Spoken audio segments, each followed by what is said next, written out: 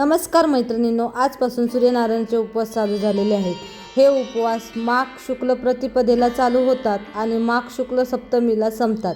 म्हणजेच यावर्षी हे उपवास 19 जानेवारी 2026 पासून चालू होत आहेत आणि 25 जानेवारी 2026ला हे उपवास संपतात।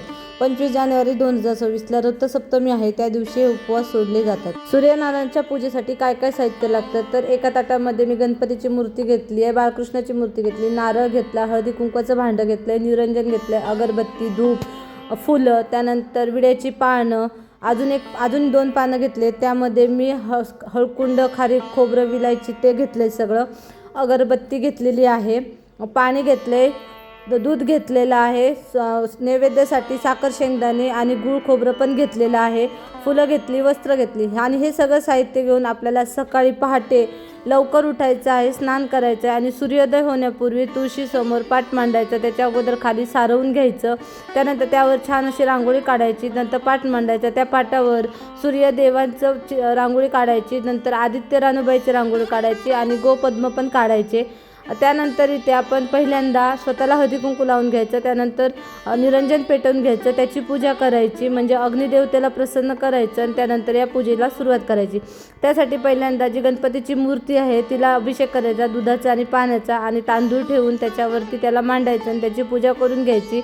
हळद कुंकू, अक्षता व्हायचे, वस्त्र व्हायचे, फुल व्हायचं आणि गूळ आणि गूळ खोबऱ्याचा नैवेद्य दाखवायचा। त्यानंतर आमच्याकडे बाळकृष्णाची पण मूर्ती घेतात तर ती घ्यायची आणि त्याचीसुद्धा पूजा करायची, त्याला अगोदर अभिषेक करायचा आणि त्यानंतर त्याची पण शास्त्रोक्त पद्धतीने पूजा करायची। त्यानंतर जी आपण सूर्यनारायणाची जी रांगोळी काढलेली आहे त्याचीसुद्धा पूजा करून घ्यायची, आदित्य रानूबाईची पूजा करून घ्यायची आणि गोपद्माची पण पूजा करून घ्यायची आहे, तीळ व्हायचे आहेत। त्यानंतर 2 पानावरती आपण जे ओटीस सामान घेतो म्हणजे खारीक, खोबरं, सुपारी, हळकुंड वगैरे ते सगळं ठेवायचं आहे। त्यानंतर ताटामध्ये एक नारळ ठेवायचा, त्याच्या शेजारी 2 पानं ठेवून त्यावर विडा ठेवायचा आहे, रुपये आणि सुपारी ठेवायची, त्याची पण पूजा करायची, त्या नारळाची पूजा करायची आणि हे सगळं साहित्य जे आहे ना हे असंच 7 दिवस आपल्याला वापरायचं आहे। ते त्याच ताटामध्ये ते सगळं साहित्य ठेवून द्यायचं आहे पूजा पूर्ण झाल्यानंतर।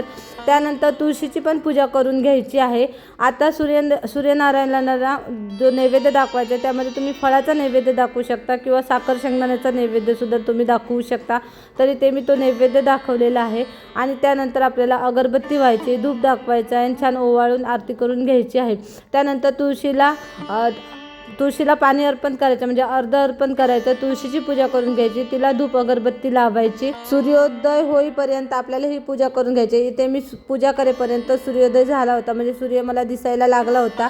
त्यानंतर आपल्याला इथे सूर्याला अर्ध अर्पण करायचं आहे, म्हणजे तांब्याच्या भांड्यात पाणी घ्यायचं, त्यामध्ये हळद कुंकू, तांदूळ व्हायचे, लाल फूल व्हायचं। आता ही व्हिडिओ माझ्याकडनं स्किप झाली होती, हे सगळं घ्यायचं आणि त्यानंतर ही सूर्यदेवाला आपल्याला अर्ध अर्पण करायचं आहे, त्याला नमस्कार करायचं आहे। तर ही जी पूजा आहे ना ही सुवासिनी बायका करतात, पूर्ण दिवस उपवास करतात। हा उपवास संध्याकाळी पण सोडायचा नसतो, तो रथसप्तमीला उपवास सोडला जातो, तोपर्यंत सोडायचा नसतो हा उपवास।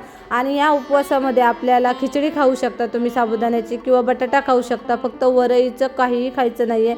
फलाहार करू शकता किंवा म्हणजे वेफर्स वगैरे खाऊ शकता, फक्त वरई आपल्याला ह्या उपवासामध्ये खायची नाही आहे किंवा संध्याकाळी आपल्याला कुठलंही अन्न ग्रहण करायचं नाही आहे। पूर्ण 7 दिवस आपल्याला हे दिवस रात्र उपवास करायचे आहेत।